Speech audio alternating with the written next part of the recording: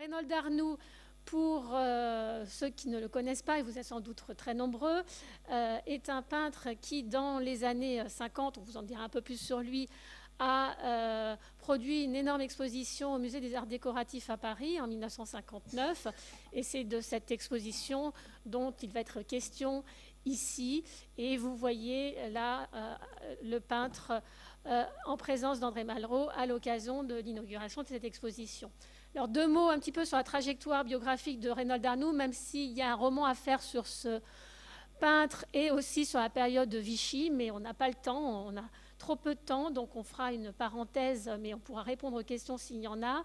Il a été pris de Rome en 1939, professeur à l'université de Baylor de Waco, Texas, en 1949-52. Ce passage aux États-Unis est important puisque c'est sans doute ce qui a motivé son recrutement en tant que conservateur du musée du Havre par Georges Sall, le directeur des musées de France. Il a ensuite été directeur des musées du Havre, donc ce grand musée ouvert sur l'Atlantique, de 52 à 65, et directeur des Galeries nationales du Grand Palais de 65 à 80, année où il est mort, de sa mort. Alors, il est surtout connu en fait en tant que conservateur, directeur de musée, beaucoup moins pour son travail de peintre, un travail qui n'a jamais cessé de faire, ce qui impliquait en fait de sa part très peu d'heures de sommeil et un travail acharné puisqu'il s'engageait à 150% dans ses tâches, quelles qu'elles soient. Alors, quelques images de ce peintre et quelques jalons concernant ses expositions. Les plus grandes expositions personnelles sont les suivantes. Histoire d'un portrait en 1949. Il avait fait un portrait du restaurateur Camille Renaud parce qu'il avait été à son retour des États-Unis gravité autour de ce restaurateur qui accueillait des artistes comme Villon notamment, avec qui il a eu beaucoup d'échanges et de relations. Cette exposition a eu un certain succès puisqu'elle a été présentée à Londres et à New York. Il a continué dans cette idée de portrait en passant de l'homme à l'automobile, puisqu'il a été aussi l'auteur d'une grosse exposition à Paris au Musée des Arts Décoratifs sur l'automobile, présentée sous forme de portrait qui l'ont amené ensuite à élargir, à passer du produit industriel au machinisme industriel et a débouché sur cette exposition de force et rythme de l'industrie où là, il cherche à représenter la modernité industrielle, les machines les plus modernes, des usines les plus modernes, nous y reviendrons, en faisant des portraits, là encore, et il poursuit sur ces portraits en 69 avec d'autres éléments. Je vais essayer de m'en sortir, voilà. Alors, quelques images issues des archives du musée de Rouen, quelques photographies sans doute faites par sa femme, enfin très certainement faites par sa femme, en train de peindre des toiles de l'exposition Force et rythme de l'industrie, avant et pendant, et voilà, c'est juste pour vous montrer aussi quelques images et en couleur.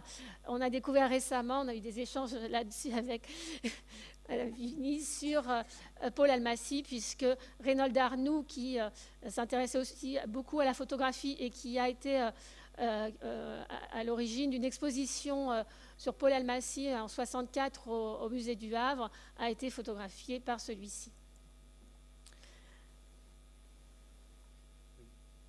Alors, pour faire toujours la transition avec ce qu'on disait tout à l'heure, Paul Almasy, qui était lui-même donc à Monte-Carlo en 1943 et qui cherche à faire un reportage sur la Villa Paradiso. Donc, on ne sait pas d'ailleurs s'ils se sont rencontrés à l'époque, mais les connexions nous ramènent toujours à cette période de la guerre, extrêmement formatrice pour Reinhold Arnoux. Malheureusement, effectivement, on ne vous en parlera pas. Alors, ce qu'on voudrait dire avant de vous présenter, on va essentiellement vous présenter des images en vous invitant à croiser cette représentation picturale de l'industrie avec des photographies qu'on a glanées à droite et à gauche, sans forcément la méthode qui serait requise pour des historiens de la photographie, mais on essaye simplement d'inviter à cette mise en relation. Ce qu'il faut donc bien comprendre, c'est que cette exposition de 59, elle est financée par 12 grandes entreprises. Pour autant, on ne peut pas dire que ce soit une opération de propagande. Donc ça, nous avons... alors disons, c'est une propagande qui est inversée. Je vais m'expliquer.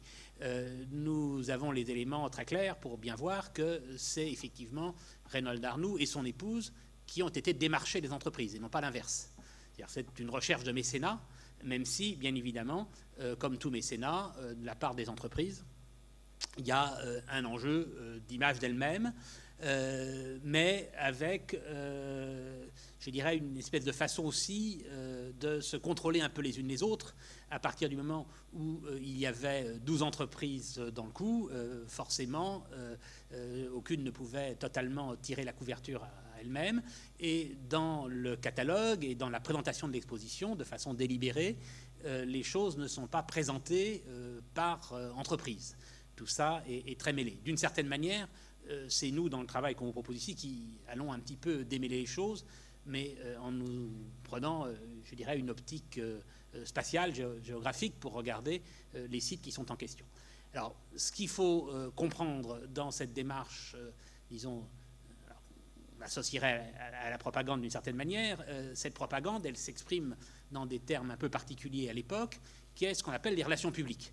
C'est le moment de la naissance du mouvement des relations publiques en France, qui correspond à donc, une doctrine américaine développée avant-guerre, mais qui apparaît très clairement en France en 1947, à l'issue d'une de ces missions de productivité qui sont réalisées, vous savez, dans le cadre du plan Marshall, où on invite les chefs d'entreprise, des syndicalistes réformistes, mais également des chercheurs en sciences sociales, des psychologues, des sociologues, etc., à aller voir ce qui se passe aux États-Unis et qui reviennent très largement, ça nous ramène un petit peu à des échanges qu'on avait tout à l'heure, qui reviennent très largement avec l'idée que ce qui fait la supériorité américaine, c'est pas la technique, comme on pourrait le croire, finalement, le retard technique européen n'est pas ce qu'on pense, ce sont les techniques humaines, ce sont les techniques sociales.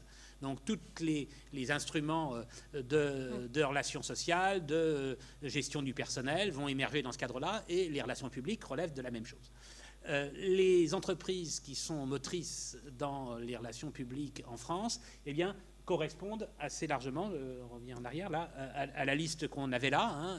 On s'est rendu compte assez vite qu'il y avait une très forte superposition entre cette liste des entreprises qui vont soutenir Reynold Arnoux et celles qui sont moteurs dans le domaine des relations publiques. Et alors, en particulier, les entreprises pétrolières, ici représentées par Esso, parce qu'on ne pouvait mettre qu'une entreprise par secteur, donc c'est Esso qui représente les entreprises pétrolières.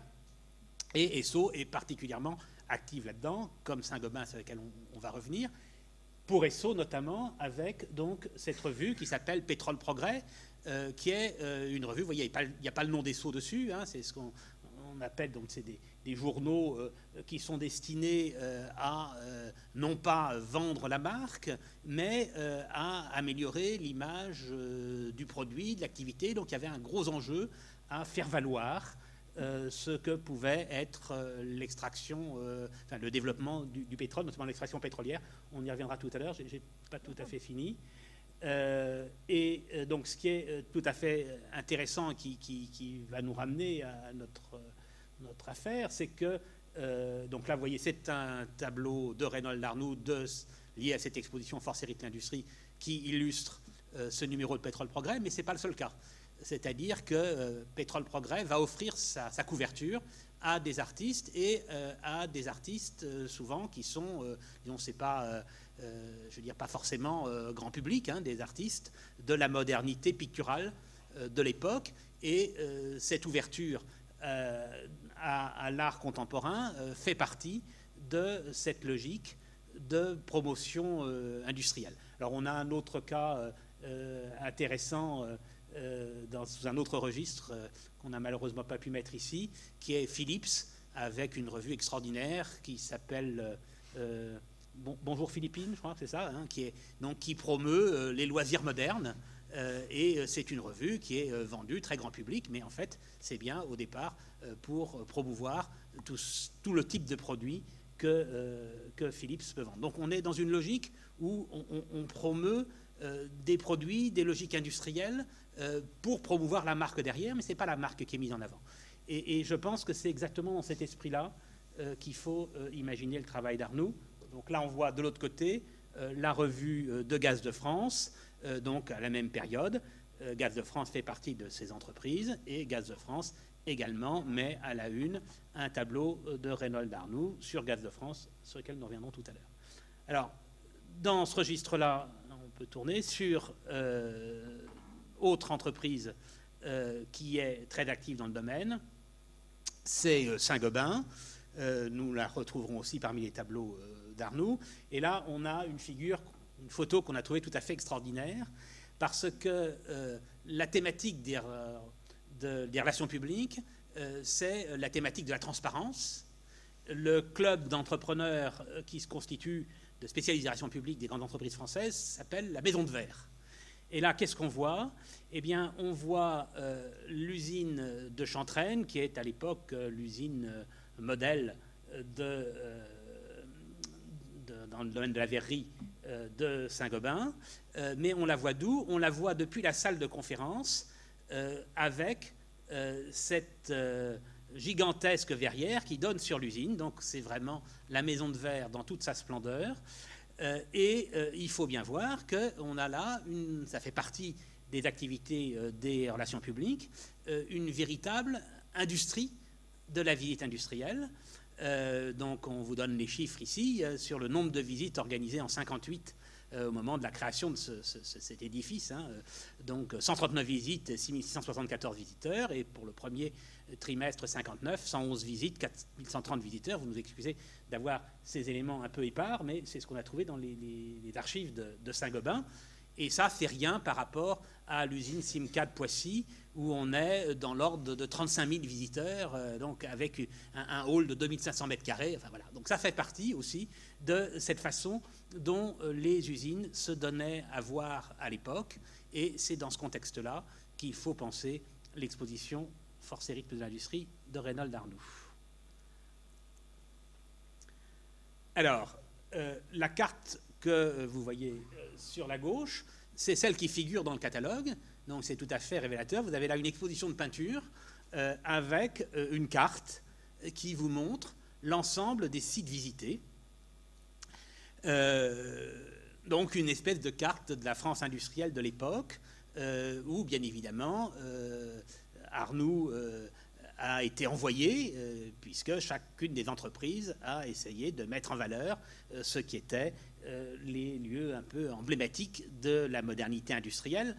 Alors, une de nos difficultés à ce stade, on ne vous le cache pas, c'est que nous n'arrivons pas à trouver de sources directes sur la présence d'Arnoux dans ces différents sites. La recherche dans les archives des entreprises est très très difficile. Pour le moment, je dirais, on a quelques éléments où on peut savoir effectivement qu'il a été à tel ou tel endroit, mais globalement, on a beaucoup de mal à savoir où il a été, où il n'a pas été, et de savoir ce qui a été fait avec des croquis sur place et ce qui a été fait à partir de photographies, d'un retravail sur des documents photographiques fournis par les entreprises. C'est ça aussi qui justifie un peu notre présence parmi vous, comme vous allez le voir à travers cette va-et-vient permanent entre la photo et le travail pictural. Donc, on vous cite là l'extrait qui se trouve dans la revue de Gaz de France, celle dont on avait la couverture tout à l'heure. Reynold Arnoux s'est systématiquement intéressé au monde industriel, à cet ensemble de gigantesques créations humaines qui ont transformé depuis un siècle et demi les habitudes, les conditions de vie et jusqu'au paysage naturel. Par la volonté de l'homme, le barrage domestique, le torrent, le terril modifient le relief, la coquerie illumine la nuit. Donc vous avez vraiment un discours sur le paysage dont l'industrie fait partie. Vous voyez, on est à peine 15 ans, 10 ans après les photos de la tradition pétainiste qu'on avait tout à l'heure, et la page est bien tournée de ce point de vue-là. Alors, donc ça, c'est, on va donc vous montrer beaucoup d'images sans énormément de commentaires, on y reviendra un peu à la fin, et puis espérons dans la discussion avec vous. Donc premier site, hein, on vous met les étoiles à chaque fois sur les lieux visités. Donc ici c'est Saint-Gobain. Saint-Gobain avec ses usines verrières du côté de l'Oise, hein, que sont Chantraine et Voreau, et puis l'usine tu remettais en arrière, l'usine de Saint-Fons, où on avait donc de la chimie, hein, dans la vallée du Rhône. Donc Chantraine, c'est l'usine qu'on a vue tout à l'heure, hein, dans la salle merde, pardon, je ne vais pas y arriver. Dans la salle de conférence. Voilà, c'est l'usine phare de Saint-Gobain en matière de verrerie, avec cette image absolument magnifique qui est, dont on n'a pas le photographe d'ailleurs, qui est reproduit à l'envi dans différents documents de Saint-Gobain, qui est ce fleuve de verre, hein, puisqu'on a là une coulée en continu de verre, où non seulement donc le verre sort du four et se refroidit sur ses bandes, mais ensuite il est poli sur les deux faces en continu. Et donc c'est une industrie qui est présentée comme quelque chose que même les Américains n'ont pas, et c'est ça que des hordes de touristes industriels viennent visiter, comme on vous l'a montré tout à l'heure. On va continuer. Donc voilà, et voilà donc les représentations par Arnoux. Alors ce que vous avez à gauche, à droite, ce sont de très mauvaises photos, puisque en fait les tableaux ont disparu. Ce sont des photos qui ont été conservées par Saint-Gobain. Ce sont donc des diapositives couleurs faites à l'époque, avec d'un côté donc une aquarelle préparatrice et de l'autre côté le tableau. Donc on vous montre ça comme document pour vous montrer comment ce fleuve de verre est transformé par l'artiste, mais malheureusement les tableaux, nous ne savons pas où ils se trouvent. Donc, autre image extrêmement intéressante, hein, qui figure bien ce travail de série, ce travail de l'usine, la fabrication des pare-brises automobiles. Et donc là, vous avez une photo, et manifestement, photo qui a bel et bien inspiré le tableau que vous avez sur le côté. Là aussi, c'est pareil, ce tableau, il a disparu. Donc, on va tourner, toujours, dernière image, donc toujours de Saint-Gobain, un dessin là qui se trouve au musée de Besançon et qui montre. Alors là, on a quand même le sentiment. Alors est-ce que c'est donc, est-ce que c'est fait d'après photo, est-ce que c'est pas fait d'après photo, c'est pas très clair, mais donc où on en a un certain nombre d'images de ce type-là où effectivement il y a une saisie du geste professionnel. Donc là ici, la façon dont on manipule ces plaques de verre avec des ventouses. Oui. Donc là, autre usine de verre, Voreau. Hein, donc là, tout à l'heure, c'était le verre plat. Là, c'est le verre creux, les bouteilles. Hein, et donc là, on a un reportage de Doideau, hein, c'est bien ça, sur Voreau. Qui est peut-être postérieur. Qui est peut-être postérieur, mais enfin, même s'il est postérieur, là, on peut pas dire que forcément les tableaux seraient inspirés de ça. Enfin, c'est bien les mêmes installations qui sont vues par le peintre. Là, c'est pareil, donc c'est une très mauvaise reproduction du tableau, donc de l'usine de Voreau. Continuons, mais voilà, c'est pour vous inviter à bien croiser. Voilà.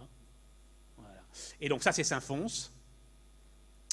Polymérisation en masse du chlorure de vinyle.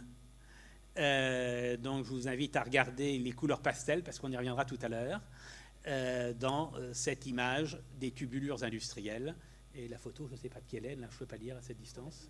C'est Doineau. C'est Doineau, c'est toujours Doineau. Donc Doineau avait fait un reportage pour Saint-Gobain. Oui, je serais mieux de regarder derrière.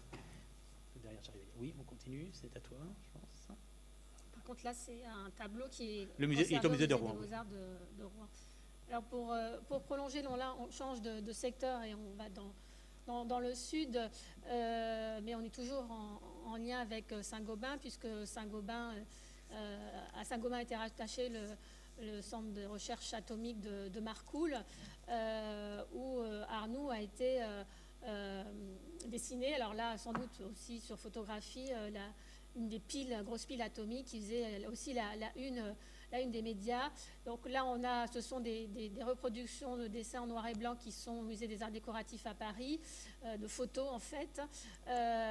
Et Donc il y a toute une variation, hein. On voit progressivement le passage du figuratif au non figuratif, mais qui reste toujours un petit peu figuratif, et des couleurs qui ne sont pas les bonnes, puisque là aussi ce tableau-là n'a pas été retrouvé. Par contre, les deux que vous allez voir, celui-ci appartient à un collectionneur privé, un fils d'un ami d'Arnoux que nous avons retrouvé, et celui-là, donc c'est une variation qui se trouve dans une galerie privée à Londres. Donc là, on voit un passage important à l'abstraction qui privilégie les couleurs de bleu. Et là, ça a été en fait la photo révélatrice pour nous, parce que dans les témoignages qu'on avait sur Arnoux et dans la présentation de l'exposition, il y avait une insistance sur le fait que Arnoux allait sur le terrain, prendre les choses sur le vif, et puis en allant explorer les archives de Saint-Gobain à Blois, on est tombé sur cette photographie à gauche et qui a été reprise en fait par Arnoux pour présenter ces hommes du nucléaire. Et là, on comprend aussi pourquoi il n'allait pas forcément sur le vif, parce que c'était hautement radioactif, donc pour sa sécurité. Et donc on a ces deux photos, donc une photo couleur qui est plutôt en bon état, en tout cas telle qu'on l'a trouvée. Alors, si on prolonge dans le secteur du nucléaire, l'électricité, pardon. Voilà, regardez bien cette carte, la carte qu'on vous a montrée tout à l'heure, parce que derrière, on peut refaire une autre carte de France qui est celle des réseaux électriques, donc qui date de ces années 60. Et par-dessus, on va vous refaire une autre carte à la mode Arnoux qui a représenté ces réseaux électriques de manière extrêmement abstraite. Alors, ça, c'est un tableau qu'on a dans notre collection privée, celui-là, on a découvert en fait que ça représentait la France en préparant l'exposé. C'est François qui a dit « Non mais j'ai compris, c'est la carte de France ». Donc s'il n'y avait pas eu ce colloque, si on ne s'était pas pris la tête sur le paysage et la France, on n'aurait pas vu en fait. Et maintenant, ça va de soi, pratiquement. Enfin, il n'y a pas de doute. Voilà, donc on était très fiers de cette découverte. Et elle fait des trucs bizarres, là, depuis en changeant d'ordinateur. Donc, toujours dans les réseaux électriques, voilà, un dessin pris très, très rapidement. C'est du feutre sur papier. Hein. Il y a une fermeté dans le dessin. Et on a cette forêt de pylônes qui a beaucoup intéressé Arnoux, ces lignes de haute tension. Et là, vous allez voir là encore un passage du croquis à l'abstraction progressive.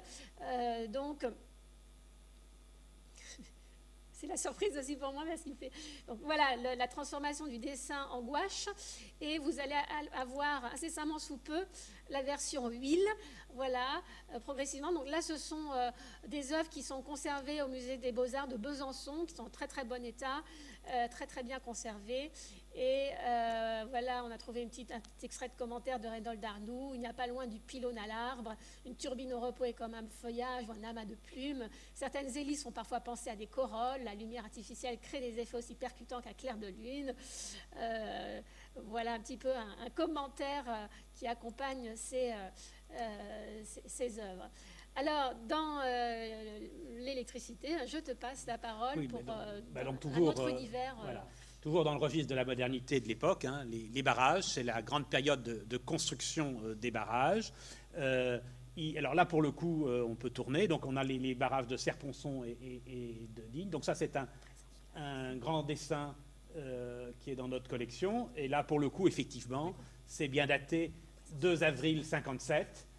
Donc, clairement, effectivement, il a été sur le site de Serre-Ponçon. Alors, il y a une petite blague assez drôle, un article du Figaro qui s'amuse sur cette exposition, justement, avec ces images d'outils, de machines, etc. Et donc, un faux dialogue. Et il y en a un qui dit à l'autre, moi, celui que je préfère, c'est le Serre-Ponçon, en pensant que c'est un outil. Et qui ne voit pas que, pour le coup, il s'agit bel et bien d'un paysage. Donc, on continue sur le barrage. Voilà. Et donc, on a souvent, donc, chez Arnoux, c'était sur l'autre qu'on avait la petite machine, le fil, oui. Voilà. On a une vision photographique et zoom. Donc, souvent, on a le zoom comme ça. Donc, le dessin qui est à côté, là, qui représente donc un outil outils de chantier. Celui-là, voilà, il se trouve au musée du Havre. Et de même, donc, si on revient, on a toute une série qui sont assez intéressants sur les charpentes, les boiseries. Donc, nous en avons plusieurs. Il y en a qui représentent manifestement des boiseries de Déric, on y reviendra tout à l'heure. Il y en a d'autres qui sont ces boiseries de construction de la conduite du barrage donc de Serponçon. Et voilà, ce grand tableau qu'on n'a pas encore là aussi complètement analysé, qui est là aussi dans notre collection et qu'on essaye de mieux comprendre, il y a écrit derrière conduite forcée, mais donc ce qui est intéressant là-dedans, on n'aura pas l'occasion d'aborder ces questions-là, c'est la présence des hommes en fait, qui est pas absente des tableaux d'Arnoux comme on pourrait le croire, mais qui le représente justement à la mesure du gigantisme industriel. Donc les hommes servent souvent comme ça un petit peu de repère pour la grandeur de l'industrie. Alors ça c'est Tignes, ça c'est les collections... Voilà. Et donc ça c'est le barrage de Tignes, vu par Arnoux justement, dans cette majesté de la construction. Et là la centrale électrique de Tignes. Ça, on a les photos, mais on n'a pas les œuvres parce qu'il a peint. Oui, alors il a peint aussi, donc ça c'est le barrage de Roselande. Donc on sait qu'on a trouvé ça au catalogue, mais on n'a pas d'œuvre. Et donc là par contre vous avez une photographie d'Henri Baranger sur le barrage de Roselande. Alfortville. Alors, autre site tout à fait emblématique pour les relations entre l'art et l'industrie, vous allez comprendre pourquoi tout à l'heure, qui est Alfortville. Donc là aussi, une photo tout à fait intéressante de John Craven,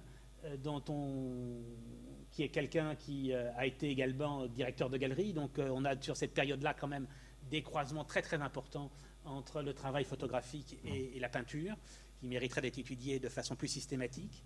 Un texte de Georges Combet, autre personnage très très important, complètement ignoré malheureusement, qui était le directeur de Gaz de France, c'était un polytechnicien, grand intellectuel, grand amateur d'art, qui a publié un ouvrage tout à fait passionnant qui s'appelle Physique de l'art, qui donc a fait partie des mécènes d'Arnoux, a écrit un article sur Arnoux dans la revue L'Esthétique industrielle, puisque c'est la personne qui va prendre la succession de Jacques Viennot, qui avait été fondateur de l'Esthétique industrielle, au moment où il prend sa retraite. Donc Combet devient le directeur de l'Esthétique industrielle. Et donc là, lis-le peut-être parce que moi je suis trop loin, j'arrive pas. À son tour, et suivant l'exemple de l'électricité et du pétrole, l'industrie du gaz est prise dans le tourbillon du progrès sans cesse accéléré des techniques qui caractérisent l'époque où nous vivons. Un réseau de transport de gaz par conduite à haute pression se tisse sur le territoire français et la carte de l'industrie du gaz change de figure. De ponctuelle, elle devient linéaire. À la toile d'araignée des lignes de transport d'électricité se superpose progressivement celle des canalisations de transport et de gaz. Et donc voilà le réseau gaz vu par Reinhold Arnoux. Ça c'est aussi des tableaux qui sont dans notre collection. Et là, cet amas de compteurs à gaz. Et voilà, donc je vous disais que Alfortville, où il va travailler, pourquoi c'est connu? Eh bien parce que c'est à la demande de Georges Combet qu'est réalisée cette grande mosaïque de Fernand Léger, qui est réalisée après la mort de Fernand Léger, en fait par Nadia. Et vous voyez que ça fait l'objet là aussi d'une couverture de la revue Gaz de France, la même revue que celle qu'on a vue tout à l'heure, voilà. Donc, là, Combet justement, donc sur Arnoux, dans l'esthétique industrielle, j'aime mieux que tu lises. Reinhold Arnoux veut entrer dans le cœur de la machine. Il s'attache non à son aspect extérieur, mais à sa fonction. En visitant l'exposition d'Arnoux, on entend respirer ou chanter la turbine ou le forêt. Transporteur, poussoir, défourneuse, compresseur, la centrale gazière est en pleine activité. Le gaz siffle dans les conduites. Grâce à son don de sympathie acquisitoriale, le peintre parvient à capter, sous l'épiderme de l'outil, ce qu'on pourrait appeler son âme.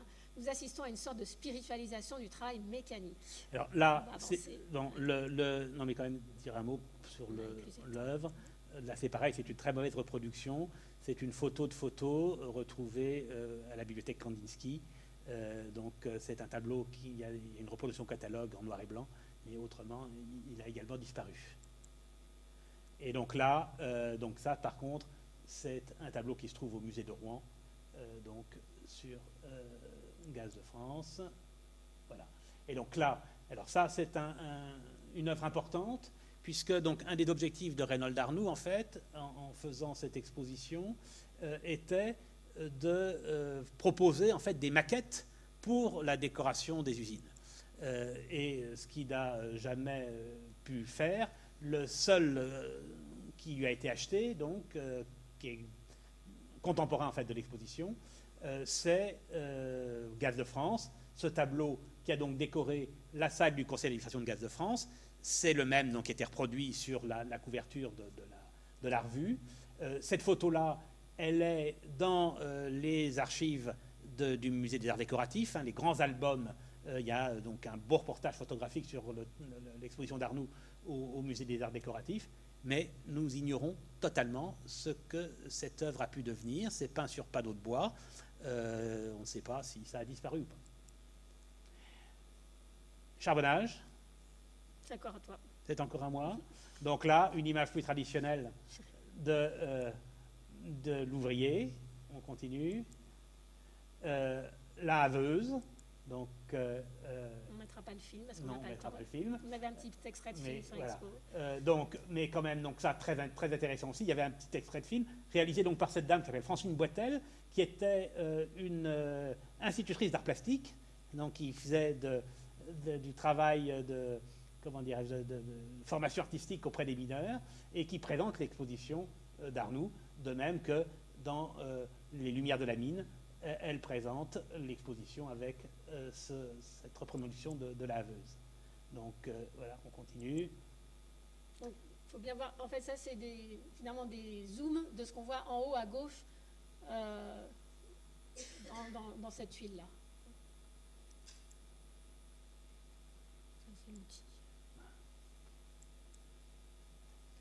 Donc on va essayer d'aller assez vite pour pas prendre trop de temps, mais après le gaz, le pétrole, et nous allons du côté de Bordeaux à Parentis, et nous irons aussi vers Port-Jérôme en Seine-Maritime, puisque à cette époque-là, on a découvert un champ de pétrole, et ça a été un petit peu la ruée au pétrole qui a du coup donné lieu aussi à un reportage de la part de Reynold Arnoux, où on peut représenter, on voit là des derricks vus sous tous leurs angles de loin, et là on est sous le derrick. Alors il y a des annotations de couleurs dans ces croquis, et avec là aussi des hommes au travail, saisis ou non sur le vif, puisqu'il y a peut-être aussi des photographies qui se cachent, mais on ne les a pas trouvées pour celle-ci. Donc là, on vous a montré le dessin, et là, l'huile qui se trouve au musée du Havre, en très bon état. Alors ça, c'est une des découvertes.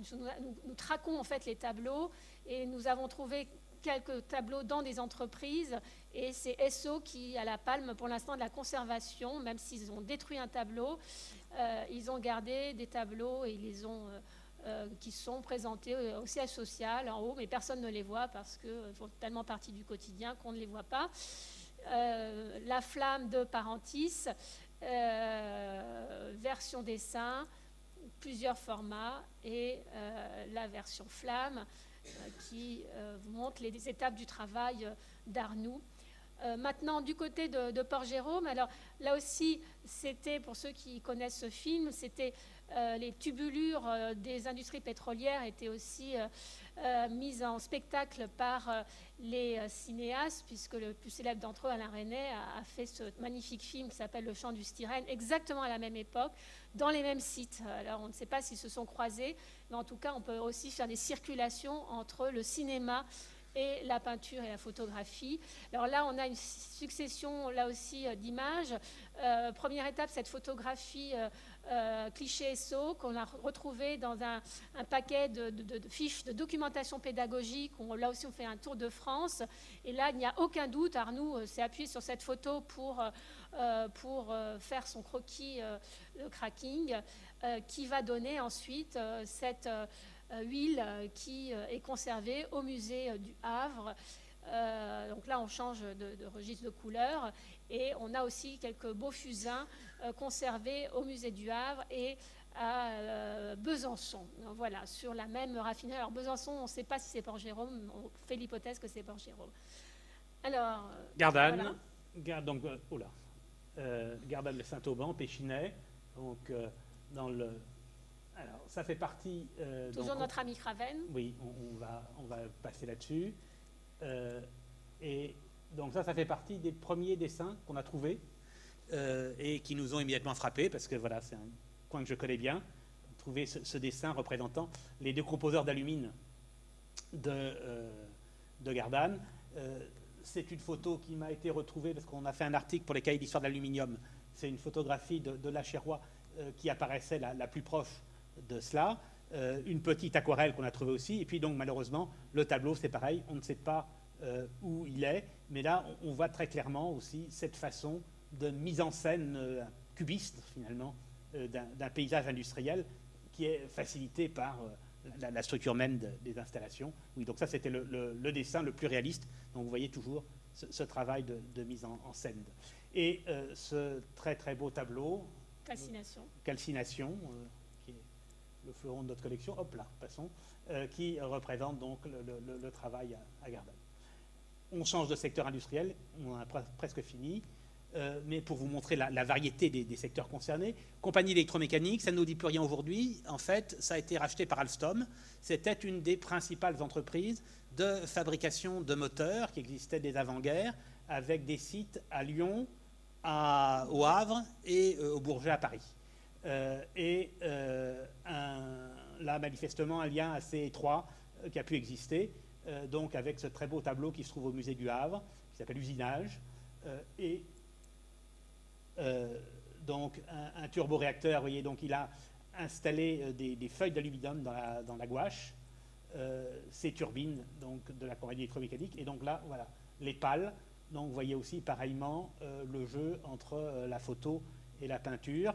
Celle-là est à nous et celle-là est au musée de Besançon. Donc ce travail dynamique qui est alimenté par la photographie industrielle. Flin. Alors, usine beaucoup plus classique, mais Renault. Alors, Renault qui n'était pas un mécène en direct, mais qui était un mécène indirect par l'intermédiaire d'un ingénieur qui travaille pour Renault, Jean-Albert Grégoire. Là aussi, il y a eu des magnifiques huiles qui ont été faites, mais elles ont disparu. Et celle dessin en disposition, c'est ce feutre. Flin, c'est un peu l'équivalent de Chantraine pour Renault. C'était une usine qui était visitée par... les plus grands coups de chef, la reine d'Angleterre, tout ce qui peut se trouver en matière de haute personnalité. Et après les voitures, les avions, Orly, qui a été aussi un lieu avec beaucoup d'artistes sollicités, dont l'URSA, et Arnoux a peint la caravelle sous toutes ses formes. On va passer là aussi. Alors les tableaux, il y a des tableaux chez Air France, mais pour l'instant on n'a pas eu encore l'opportunité d'y aller malgré nos relances. Différents tableaux. Et ça c'est dans une collection privée. Et ça c'est à Beaubourg par contre, où il y a un fond de dessin intéressant. Et voilà pour l'épilogue. Et donc l'épilogue, on veut finir là-dessus parce que donc radar. Beau dessin aquarellé de radar qui représente, vous voyez, le radar qui se trouve ici à côté, qui a disparu, qui se trouvait juste devant le musée du Havre que vous avez vu tout à fait au début, qui a été remplacé maintenant par un sémaphore. Donc ça, c'est l'image industrielle associée directement à cette figure d'Arnoux. Et donc pour conclure sur notre épilogue, une des questions qu'on veut discuter avec vous, c'est que vous avez, à l'époque et encore aujourd'hui deux un discours assez hostile souvent sur un tel projet. Donc là, on vous donne ici deux extraits de l'époque, parus dans France Observateur, Guy Dumur, et parus dans les Lettres Nouvelles, Georges Limbourg. Donc Guy Dumur, à propos de cette exposition d'Arnoux, il ne dégage ni la signification affective ni la signification sociale et politique du monde du travail. Les couleurs tendres, je vous évoquais ces couleurs pastel tout à l'heure, ne peuvent à aucun moment représenter l'univers de suie, de cambouis, de fumée qui est celui des grands paysages industriels. c'est un peu injuste, puisqu'on a vu que malgré tout, sur le charbon, il représente bien cet univers de suie. Les dures et souvent injustes conditions de travail en sont également absentes. L'attitude de ce peintre en face de ce monde, à la fois redoutable et bénéfique, qui travaille aussi bien à l'amélioration qu'à la destruction de l'humanité, du monde de la technocratie triomphante, me fait penser à celle de ces peintres anciens qui embellissaient les princes et les mécènes qui leur commandaient leurs portraits. Je crois que malgré les conditions de succès qui leur sont offertes, les peintres d'aujourd'hui doivent continuer à se méfier d'un mécénat qui, en dépit des apparences, sont surtout à établir sa propre gloire sur les dépouilles d'un art longtemps méprisé, maintenant domestiqué. Donc ça, c'est Guy Dumur, Nouvel Observateur, donc une revue voilà, de la gauche non communiste. De même, Georges Limbourg. Tout cela est habilement construit, logique, rationnel, très sec, et donne aussi une impression de déjà-vu.